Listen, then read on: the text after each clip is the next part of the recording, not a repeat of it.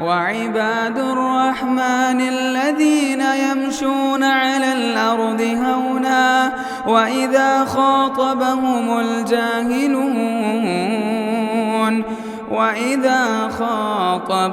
الجاهلون قالوا سلاما۔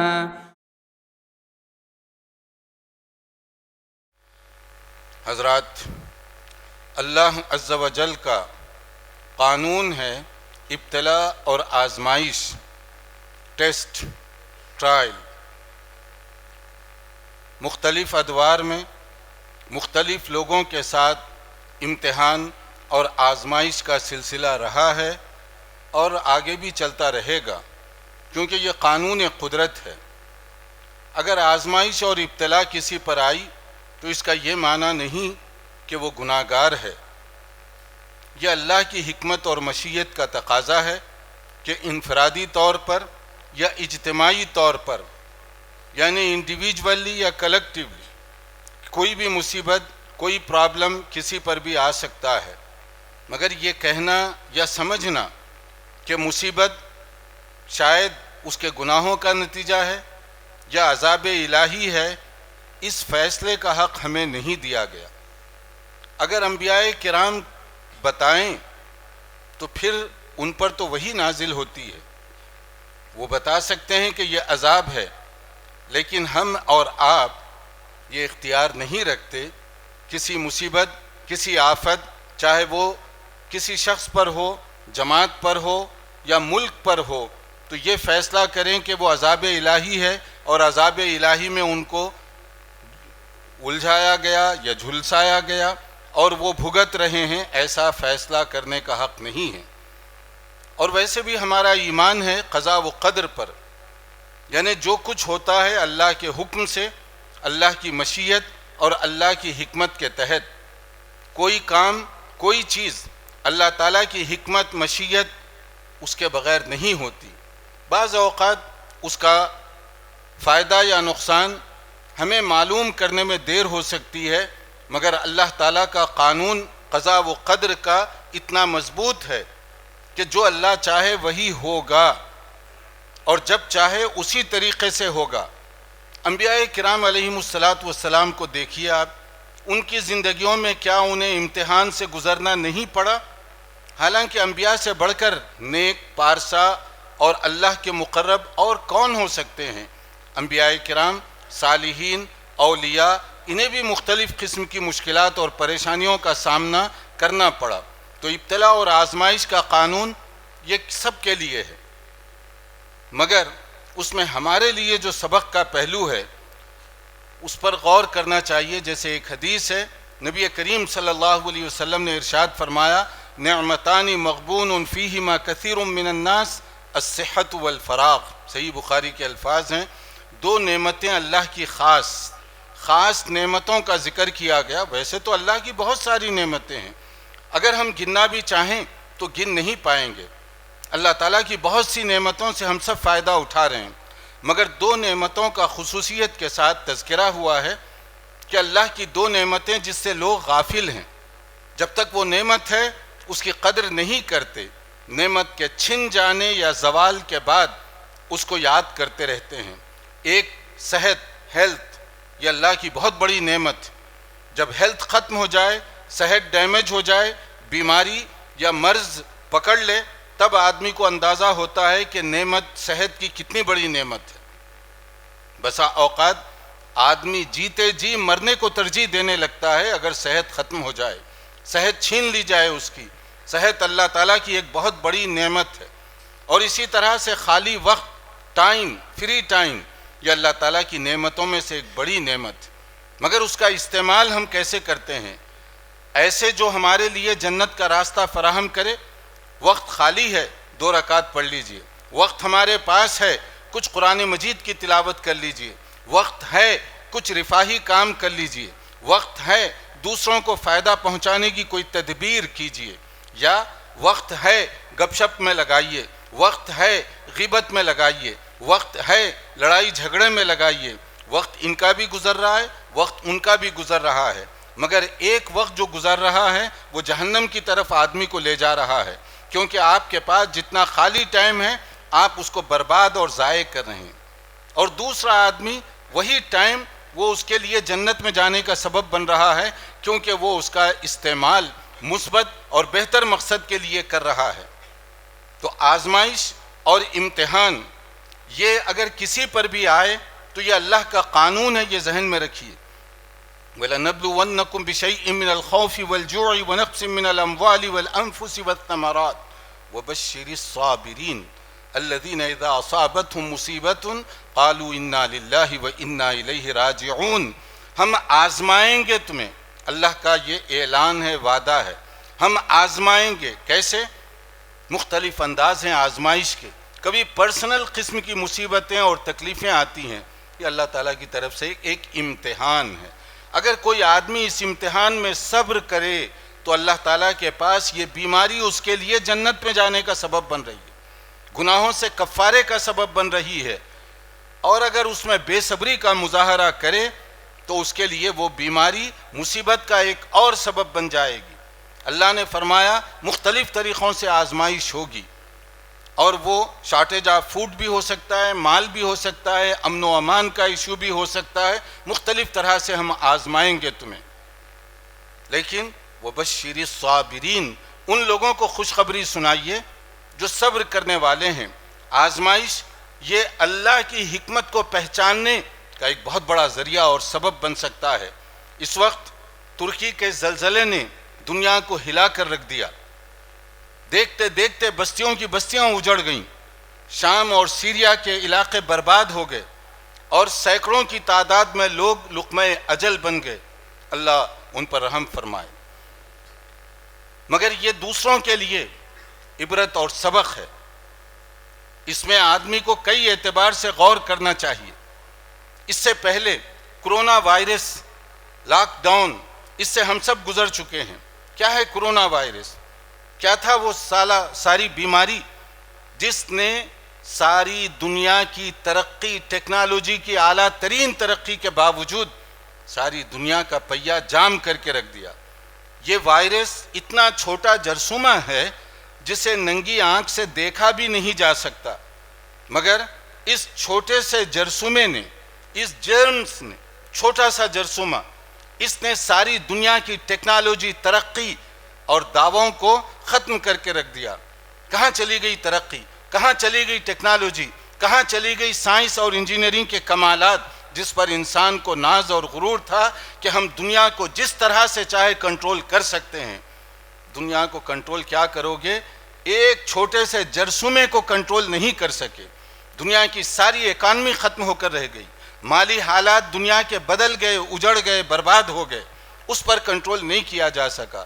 گویا قدرت کا ایک خاموش سبق ہے، اگر غور کیا جائے تو ایک جرثومے کا جو انسان مقابلہ نہیں کرتا، وہ چلا ہے رب العالمین کی قدرت کا مقابلہ کرنے کے لیے، اللہ تعالیٰ کی قدرت کے ساتھ شرک کرنے کے لیے۔ شرک کرنے والا اتنا نادان ہے کہ وہ اللہ جو ساری کائنات کو پیدا کیا، چلا رہا ہے، کنٹرولر ہے، اس زمین جیسے اور ستارے، سیارے اتنی بڑی تعداد میں ہیں جن کی تعداد بھی ہمیں نہیں معلوم۔ زمین تو اس کا ایک چھوٹا سا حصہ ہے، اور اس چھوٹے سے حصے میں انسان اور بھی چھوٹا سا حصہ ہے۔ ایسے کتنے سیارے اور ستارے ہیں جہاں ابھی تک علوم فلکیات کے ماہرین، ایسٹرونومی کے ماہرین وہاں تک پہنچ بھی نہیں سکے۔ وہ اللہ جو اتنے ستارے، سیاروں کا پیدا کرنے والا کنٹرولر ہے، آدمی اگر اس اللہ کی ذات کے ساتھ شرک کرے تو اس کا مطلب کیا ہوا؟ اس نے اللہ کی معرفت اس کو حاصل نہیں ہو سکی، اللہ کی قدرت کو وہ نہیں پہچان سکا۔ اور یہ جو کرونا وائرس کے بعد کے جو مسائل ہیں، اس میں سمجھنے کی جو چیزیں ہیں، اس میں ایک کہ اللہ جب چاہے وہ اپنی قدرت کے کچھ مظاہرے کرتا ہے، اگرچہ کہ یہ تکلیف دہ بعض چیزیں ہوتی ہیں، جیسے ترکی کا مسئلہ ہے، دیکھنے میں وہ تکلیف دہ ہے کیونکہ سینکڑوں آدمی مر رہے ہیں، گھر برباد ہو رہے ہیں، لیکن اس میں عبرت اور سبق کے جو پہلو ہیں ان پر ہماری نظر ہونی چاہیے۔ قرآن کریم میں جیسے کہا گیا احسب الناس ان یقولوا آمنا وهم لا یفتنون، لوگوں نے یہ سمجھ رکھا ہے کہ ایمان کی بات کر دیں، ایمان کا دعویٰ کر دیں، تو اللہ تعالیٰ آزمائش اور ابتلا میں ان کو نہیں مبتلا کرے گا؟ آزمائش اور ابتلا سے وہ دوچار ہوں گے، کسی بھی طرح کی آزمائش آ سکتی ہے، جیسے اس وقت ترکی کی تھی، اس سے پہلے کسی اور علاقے کی، اس سے پہلے کسی اور علاقے کی۔ یہ زلزلے یہ بتا رہے ہیں کہ تم جتنی چاہے ترقی کر لو، جتنی چاہے آگے بڑھ جاؤ، قدرت کا ایک جھٹکا کافی ہے تمہاری ساری ترقی کو ختم کرنے کے لیے۔ تم چاہے جتنا اونچا اڑ سکتے ہو اڑو، مگر قدرت کا ایک اشارہ کافی ہے ان ساری چیزوں کو ختم کرنے کے لیے۔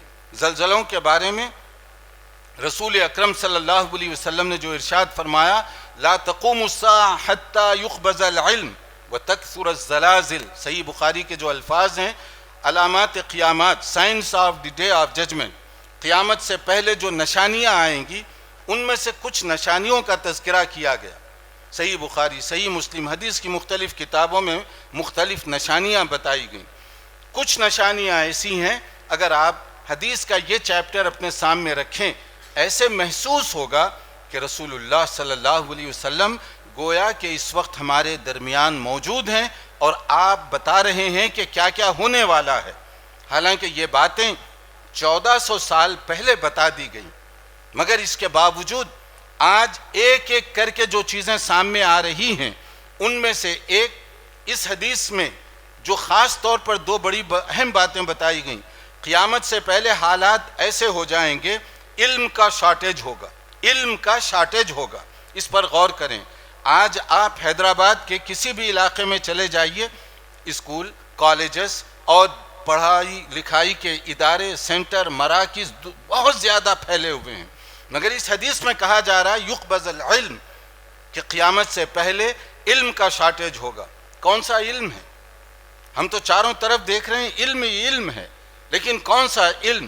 وہ علم جس سے آدمی کو اللہ کی معرفت حاصل ہو، عقیدہ صحیحہ کو وہ پہچان سکے، حرام اور حلال کی تمیز ہو سکے، وہ علم جس کے ذریعے قیامت کے درجات اس کو مل سکیں، بلندی حاصل ہو سکے، اس کا شارٹیج ہوگا۔ ایک اور حدیث میں کہا گیا اتخذ الناس رؤوسا جہالا، نتیجہ کیا ہوگا؟ لوگ جاہلوں کو اپنا رہبر و رہنما بنا لیں گے، اور پھر اس کے بعد میں ان سے مسائل پوچھیں گے۔ اب جو آدمی خود جاہل ہوگا وہ آپ کی کیسے رہنمائی کرے گا؟ فَأَفْتَوْا فَضَلُّوا وَأَضَلُّوا، کہ وہ فتوے کا کام کریں گے، لوگوں کو مسائل بیان کرنا شروع کریں گے۔ اتخذ الناس رؤوسا جہالا، جاہلوں کو جب رہنما بنا لیں گے اور ان سے مسائل دریافت کریں گے، تو پھر وہ بغیر علم اور بغیر تحقیق کے مسائل بیان کرنے لگیں گے، اور اس کے بعد کیا ہوگا؟ خود بھی گمراہ ہوں گے، دوسروں کو بھی گمراہ کریں گے۔ آج دیکھ لیجئے دی نالج، صحیح اور سنجیدہ علم کی کتنی زیادہ کمی ہے۔ ایک مسئلہ ہوتا ہے جس کے اندر صحیح رہنمائی کرنے والوں کا اتنا شارٹیج ہے کہ دنیا میں چند گنے چنے لوگوں کو چھوڑ کر ایسے لگتا ہے کہ کسی کے پاس علم نہیں یا حالات حاضرہ پر دسترس نہیں، کنٹمپرری ایشوز کو سمجھنے اور اس کا حل تلاش کرنے کی ان کے اندر صلاحیت نہیں، الا ماشاء اللہ۔ تو حدیث میں جو ایک بات کہی گئی کہ قیامت سے پہلے علم کا شارٹیج، اور دوسرا جو مسئلہ بتایا گیا زلزلوں کی کثرت ہوگی، مختلف طریقوں سے زلزلے۔ اب جو ترکی اور شام کا زلزلہ ہے، اس کو اسی تناظر میں آپ دیکھیے کہ کس طریقے سے قیامت سے پہلے ایسے حالات پیدا ہوں گے جس میں زلزلوں کی کثرت ہوگی، مگر ان کا زلزلہ ہمارے لیے بیداری کا سبق ہے۔ کل تک اطمینان سے جو لوگ زندگی گزار رہے تھے، زندگی کی چہل پہل اور رونق ان کے پاس تھی، آج کھانے کا شارٹیج، رہنے کا شارٹیج، مسائل ایسے ہیں۔ کل تک جو لوگ دوسروں کو کھلایا کرتے تھے، آج وہ انتظار میں ہیں کہ کوئی روٹی لا کر ان کو دے دے، اور کبھی کوئی روٹی لے کر بھی آ رہا ہے تو ایسے لگتا ہے کہ لوگ اس روٹی کی طرف اپنا ہاتھ دوسروں سے پہلے بڑھا کر لیں۔ کبھی ہاتھ بڑھایا نہیں کرتے تھے، مگر آج ہاتھ پھیلانے پر مجبور ہو گئے۔ کوئی بھی لباس ان کو دے دیا جائے تو وہ ان کے لیے رحمت ہے، کوئی ٹھکانہ ان کو فراہم کر دیا جائے تو وہ ان کے لیے غنیمت ہے۔ اس میں غور طلب پہلو یہ ہے کہ دولت، عزت، شہرت یہ سب اللہ کی دی ہوئی ہے۔ جب اللہ چاہے اس سے انسان کو محروم کیا جا سکتا ہے۔ دولت پر آدمی سمجھتا ہے کہ میرا اپنا کنٹرول ہے۔ آدمی کا اگر کنٹرول ہو تو جا کر دیکھ لیجئے ترکی میں کیا ہو رہا ہے اس وقت۔ کل تک کے خوشحال دولت مند جن کے گھر میں کئی لوگ رہا کرتے تھے، آج فٹ پاتھ پہ بیٹھے ہوئے ہیں۔ وہ کہاں چلی گئی دولت، کہاں چلی گئی شہرت، کہاں چلی گئی عزت؟ کہ وہ لوگ جو لباس تک وہ دیکھ رہے ہیں کہ کوئی ان کے لیے لباس فراہم کر دے تو وہ لباس شکریہ کے ساتھ لینے کے لیے وہ تیار ہیں۔ تو اس کا معنی کیا ہوا؟ صحت اللہ کی دی ہوئی نعمت ہے، دولت اللہ کی دی ہوئی نعمت ہے، عزت اور شہرت اللہ تعالیٰ کی دی ہوئی نعمت ہے۔ ان نعمتوں کے پانے کے بعد شکر گزاری کا تقاضا یہ ہے کہ آدمی اس کا صحیح استعمال کرے، اپنے رب کو بھولے نہیں۔ وہ جب چاہے اس سے اس کو چھین سکتا ہے، محروم کر سکتا ہے۔ اور دوسرا، جب لوگوں میں مختلف قسم کی برائیاں عام ہو جائیں تو پھر اللہ تعالیٰ کی گرفت کسی بھی طرح سے آ سکتی ہے۔ سورہ بنی اسرائیل کی آیت 16 میں ایک خاص قانون بتایا گیا۔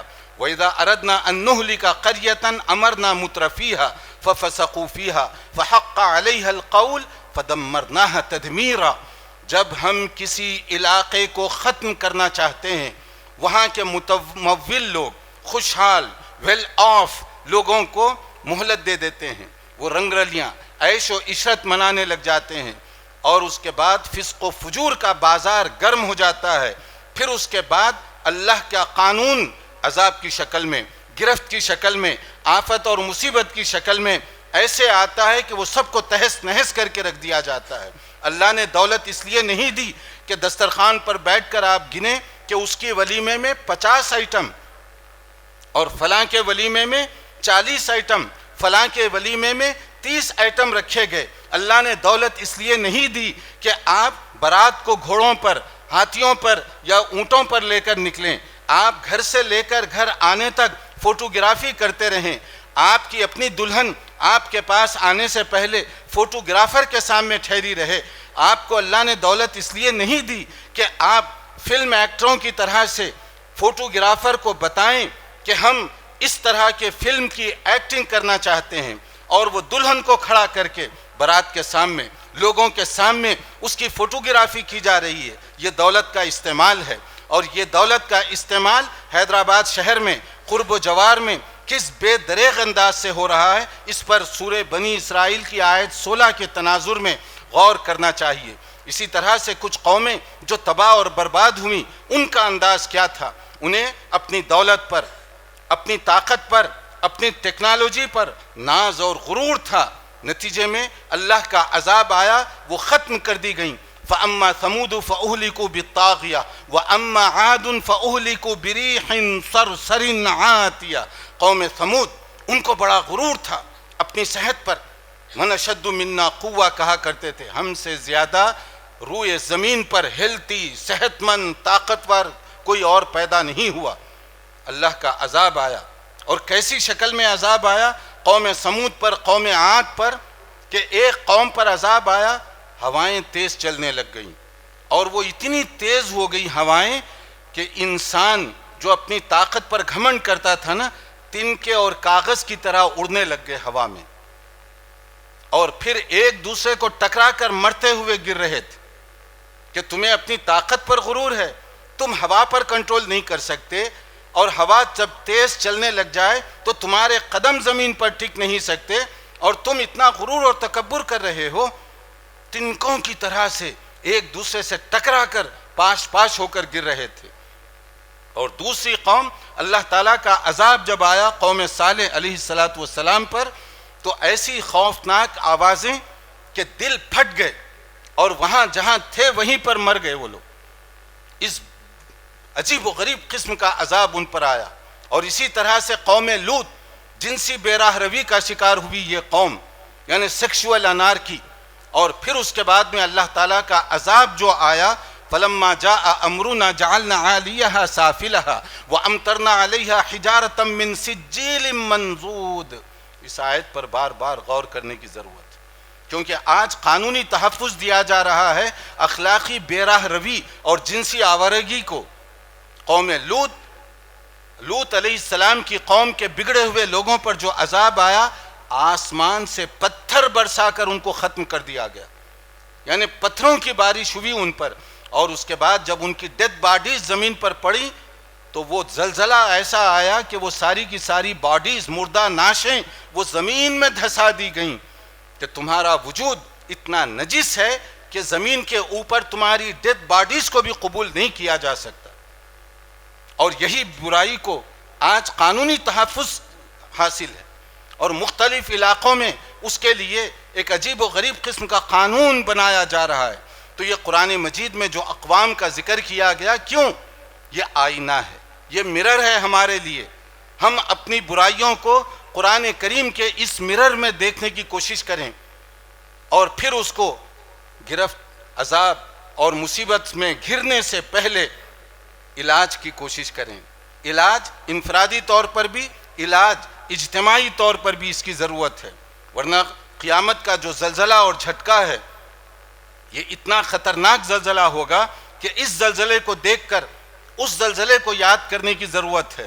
سورہ اعراف کی آیات 97 اور 98 میں جو خاص طور پر کہا گیا کہ اس وقت جو زلزلہ آئے گا یا کس طرح سے لوگوں کو اپنے قابو میں کیا گیا. افامن اہل القری ان یاتیہم باسنا بیاتا وہم نائمون افامن اہل القری ان یاتیہم باسنا ضحا وہم یلعبون افامنوا مکر اللہ فلا یأمن مکر اللہ الا القوم الخاسرون. کیا لوگ اللہ کی عذاب سے غافل ہو چکے ہیں؟ تم جب بستروں پر سو رہے ہو اس وقت بھی عذاب آ سکتا ہے. تم جب کھیل کود تماشے میں مبتلا ہو دن کے اجالے میں، عذاب اس وقت بھی آ سکتا ہے. گھاٹا پانے والے، نقصان اٹھانے والے ہی اللہ کی گرفت سے، اللہ کے عذاب سے اپنے آپ کو بے پرواہ اور غافل کر کے زندگی گزارتے ہیں. عقل مند آدمی اس طرح سے نہیں گزارتا، ورنہ ترکی اور شام میں دیکھ لیجئے، لوگ صحت مند، دولت مند، اعلیٰ ترین ترقی سے لیس ساری چیزوں کے باوجود ایک جھٹکے کا کوئی مقابلہ کر سکا؟ انہیں اندازہ تک نہیں ہوا کہ کیا ہوا اور کب ہوا اور کس طریقے سے ہوا. ساری طاقت، ساری ٹیکنالوجی ختم ہو گئی. سورہ اعراف کی یہ آیتیں آپ پڑھیے کہ دن میں، رات میں، کسی بھی وقت میں گرفت میں لیا جا سکتا ہے. یہ چھوٹے زلزلے بڑے زلزلے کو یاد کروانے کا ایک ذریعہ ہیں. سورہ حج کی پہلی آیت کو آپ دیکھیے جس میں کہا گیا یا ایھا الناس اتقوا ربکم، کہ تم تقوی کی زندگی اختیار کرو. ان زلزلۃ الساعۃ شیء عظیم، قیامت کا زلزلہ بہت بڑا زلزلہ ہوگا. اتنا خطرناک، ہیبت ناک وہ زلزلہ ہوگا کہ مائیں اپنے بچوں کو بھول جائیں گی. کوئی انسان اپنے ہوش و حواس پر کنٹرول نہیں کر سکے گا. ایسا زلزلہ ہوگا کیونکہ میدان محشر میں اللہ وحدہ لا شریک کے سامنے سب کو ٹھہرنا ہے اپنے اعمال کا حساب و کتاب دینے کے لیے. وہاں انفرادی طور پر ہم سب کو پیش کیا جائے گا اذا زلزلت الارض زلزالها، کہ جب زمین ہلا دی جائے گی اس قوت کے ساتھ کہ کوئی اپنے وجود کو باقی نہیں رکھ سکے گا. یہ تو چند سیکنڈ کا زلزلہ جس کی وجہ سے اتنی تباہی ہوئی، قیامت کا زلزلہ پھر کس طرح کا ہوگا؟ وہاں کی ہولناکی کیسے ہوگی؟ اس ہولناکی سے پہلے انسان کو چاہیے کہ اپنی انفرادی زندگی کا، اپنے گھریلو زندگیوں کا تھوڑا سا جائزہ لے. کہیں ایسا تو نہیں ہم دوسروں کی تباہی کو دیکھنے کے باوجود اپنی خرابیوں کو دور کرنے کے لیے تیار نہیں، اپنی کوتاہیوں کی اصلاح کرنے کے لیے تیار نہیں، اپنے گناہوں کو چھوڑ کر توبہ کر کے اللہ کی طرف رجوع کرنے کے لیے تیار نہیں. نہیں معلوم کب ہماری زندگی کا چراغ گل ہونے والا ہے. عقل مند آدمی وہ ہے جو دوسروں کی بربادی اور تباہی سے اپنے لیے سبق حاصل کرے اور وقت جانے سے پہلے اصلاح عمل کرے، اصلاح عقیدہ کرے، اللہ کی طرف رجوع کرنے کی کوشش کرے. نہیں معلوم یہ صحت کب جواب دے جائے. آج آدمی بستر پر جاتا ہے صحت کے ساتھ اٹھ سکے گا یا نہیں ہم نہیں جانتے. یہ آزمائش کبھی بھی کسی کے لیے بھی آ سکتی ہے. تو اس اعتبار سے ہمیں چاہیے کہ دوسروں کی کوئی بھی آزمائش ہو، امتحان ہو، اس پر چوکنا رہنا چاہیے اور توبہ کر کے اپنے اعمال کو درست کریں۔ ایسے کچھ اعمال ہمیں کرنے چاہیے کہ مرنے کے بعد وہ کام آ سکیں، ایسا انویسٹمنٹ جو مرنے کے بعد مفید ہو سکے، قبر میں حشر میں ہمارے لیے مفید ثابت ہو سکے، اس کے لیے ہم سب کو توجہ دینے کی ضرورت ہے۔ اللہ تعالیٰ ہمارے جو بھائی اور بہنیں ترکی ہو، شام ہو یا کسی بھی علاقے میں کسی بھی مصیبت سے دوچار ہیں، اللہ اپنے فضل و کرم سے اس مصیبت کو دور فرمائے۔ جو مر چکے ہیں اللہ تعالیٰ ان کی مغفرت فرمائے، جو کسی بھی بیماری اور پریشانی کا شکار ہیں اللہ عز و جل اپنے فضل و کرم سے ان کی اس بیماری کو اور مصیبتوں کو دور فرمائے، اور اللہ ہم سب کو قرآن مجید کی تعلیمات سمجھنے اور اس کے مطابق عمل کرنے کی توفیق عطا فرمائے۔ استغفر اللہ العظیم لی ولکم ولسائر المسلمین من کل ذنب فاستغفروه انه هو الغفور الرحیم۔ مسجد عباد الرحمن کے پلیٹ فارم سے ہونے والی دعوت و تبلیغ کے مشن کو آگے بڑھانے میں ہمارا بھرپور ساتھ دیں۔ علم و عمل سے ناطہ جوڑنے کے لیے اہل علم سے جڑیں۔ مسجد عباد الرحمن کے یوٹیوب چینل کو سبسکرائب کریں اور آگے شیئر کرنا ہرگز نہ بھولیں۔ فجزاکم اللہ خیرا۔